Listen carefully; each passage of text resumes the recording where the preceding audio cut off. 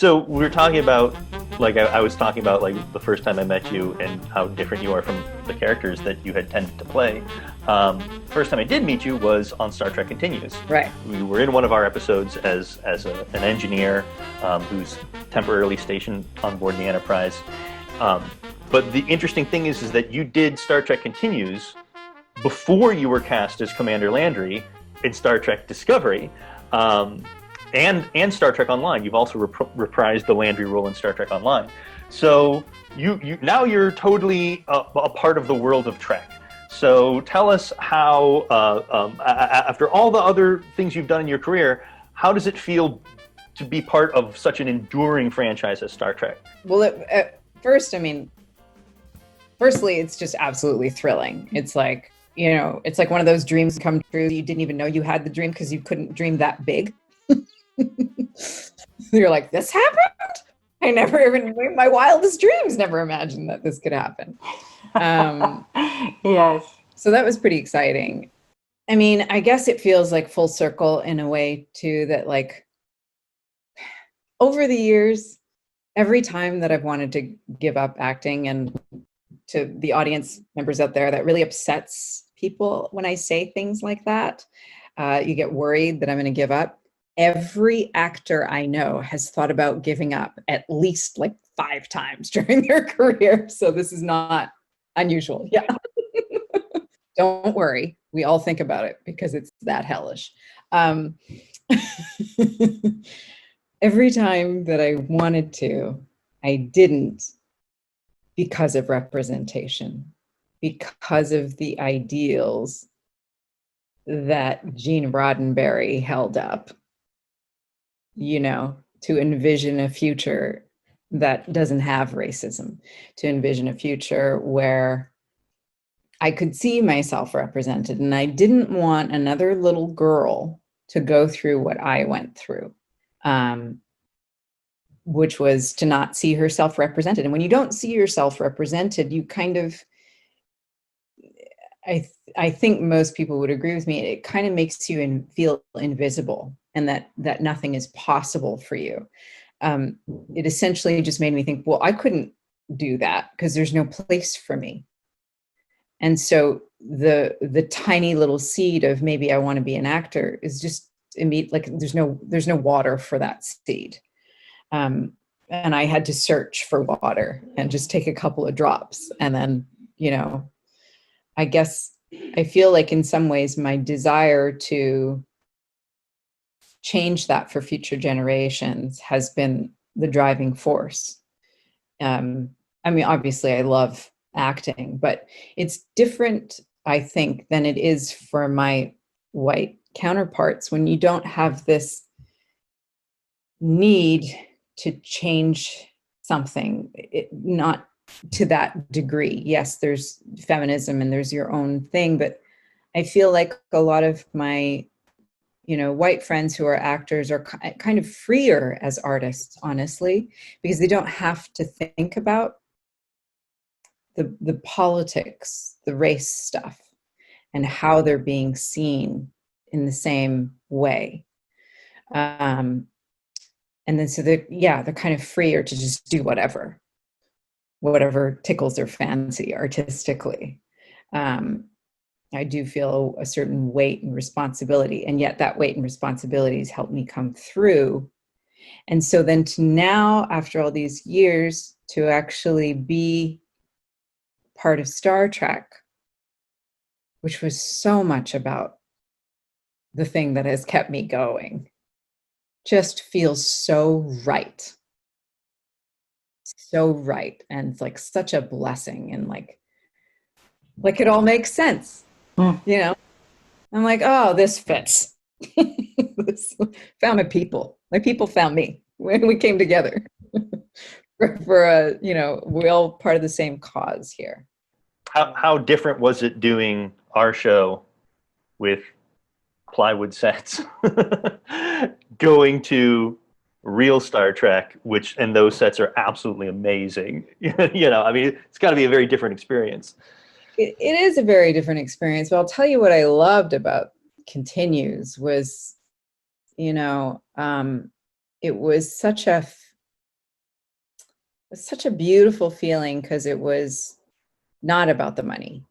It was all about the love. Everybody chose to be there, and we, most people weren't getting paid anything or just breaking even, or, Yeah, just truly there for the love of it. And then to be able to be like, I mean, that's my only shot in my entire career at being in a period piece was Continues, which is set in the future. It's so confusing, but you know what I mean, right? yeah, So that was so fun to be able to have, this very 60s hairdo. And current Trek is much more grounded in sort of reality. It's grittier. It's not as idealized as original Trek. absolutely. There's something wonderful about that kind of almost fairy tale storytelling where it's more childlike. And I think there's not enough of that in today's world. That kind of childlike storytelling. I mean, maybe there is, but it's more like in actual kids stories and animation and stuff like that. And I mean, I don't know anybody who doesn't love a good animated feature, Toy Story. We all cry. We need those stories. And I feel like original Star Trek is an adult version of that. And so is Discovery, and so is Picard, but it's not quite as rosy. Interesting. That's an interesting take. Yeah. Yeah, it's a simpler time when I look at Yeah. it's simpler, and I think kind of it's not safer. It's just a world that's easier to grasp, and it's more complex now. Yeah. Some of the simplicities were due to the beliefs of that time too. Yeah. And talking of beliefs, I understand that you have a lot of charities that you do work for. You feel very strongly about certain social issues. And can you tell us a little bit about the charities that you work for and what you've been doing with them lately? Yeah, I don't know that I do a lot. I would say I do a little bit, but I do feel very strongly about humanity in general. And I don't know, I'm just a big fat heart person. I don't like things that aren't nice. So yeah, last year and the year before, I just started this little organization called Team Donut, and the Army of Love, which was inspired by these women that I read about in World War I, called the Donut Lassies. They crossed an ocean and went and served donuts on the front lines to soldiers. They made them in like horrific circumstances, wearing gas masks and having pistols in their pocket, and trying not to get bombed. They were baking, and huge amounts, like 600 cakes a day, like ridiculous numbers, muffins, and sometimes all they had was a helmet to cook in, and they used wine bottles with shell casings on either side as a rolling pin. Oh my gosh. Wow. And I just love the symbology of that. Like, we all need sweetness and mothering.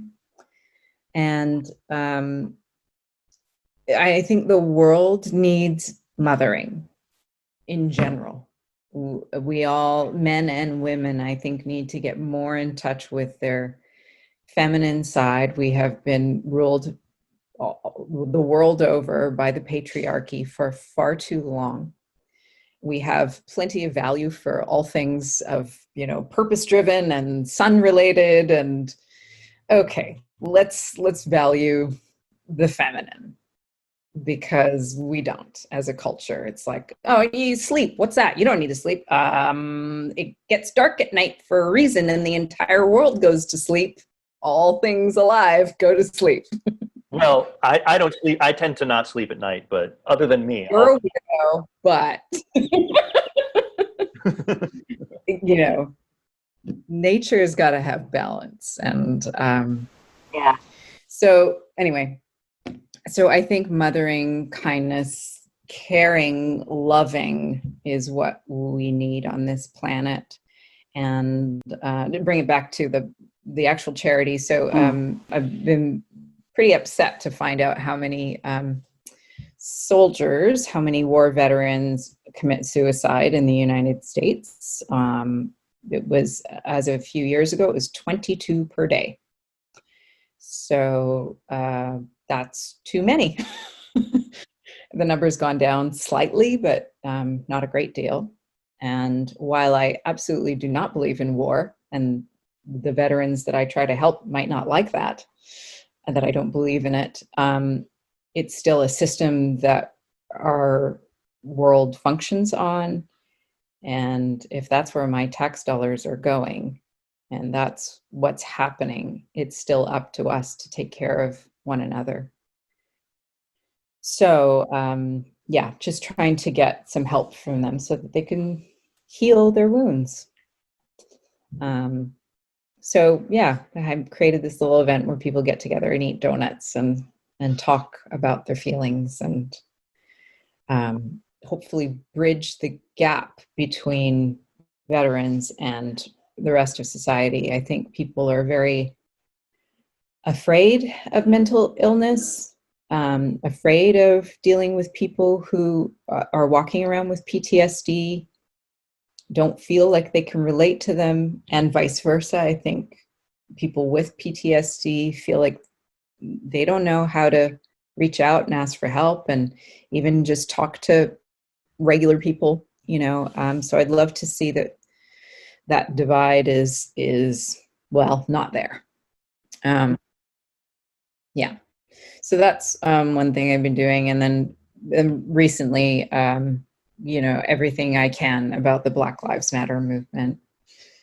I probably don't need to say much about it. I still have a lot to learn. You know, I'm not sure where to put my focus. I am also trying to do that in Canada, just trying to raise awareness, learn, and very soon, actually, I will be doing something. I don't know whether it will be on Instagram or Facebook or whatever, but I have gotten in touch with a history professor here in Vancouver who specializes in Indigenous studies. And so we're going to get together and have some sort of educational talk so he can educate people. And whoever's out there, if you want to watch, I would love it if you would join us for that conversation. Well, that sounds fantastic. Great things to be working on and helping people. And I know that the suicide issue is something that deeply troubles me in terms of this. It's the same here in this country too. And the divide between those with mental health issues and those who are terrified of people, it's something that we need to bridge. And I have raised money and I even worked for the Samaritans. Do you have the Samaritans or an equivalent? Yeah, we definitely have suicide hotlines, and in the States as well. Yeah. I did that for a few years, and it was interesting the percentage of people calling who were veterans. Right. Not always to say, I'm suicidal, but to say, I need to talk to someone who doesn't even have to know who I am. I just need to talk. So there was a lot of listening. No, absolutely. I mean, you got to talk about it. Got to. Well, thank you. Thank you again, Rekha. Thank you. Thank you. Well, I think that brings us to the point in the show in which we take viewer questions. We encourage our viewers to write to us via Twitter or via our YouTube channel and ask questions. And sometimes, from time to time, we will pick ones and answer them on the air in a segment that we like to call Voices from Isolation. This week's viewer question comes via YouTube from user The Dinosaur Planet, who says, I really like the audio drama The Church and the Crown, where you have to play Perry as well as the Queen, and how the story revolves around that.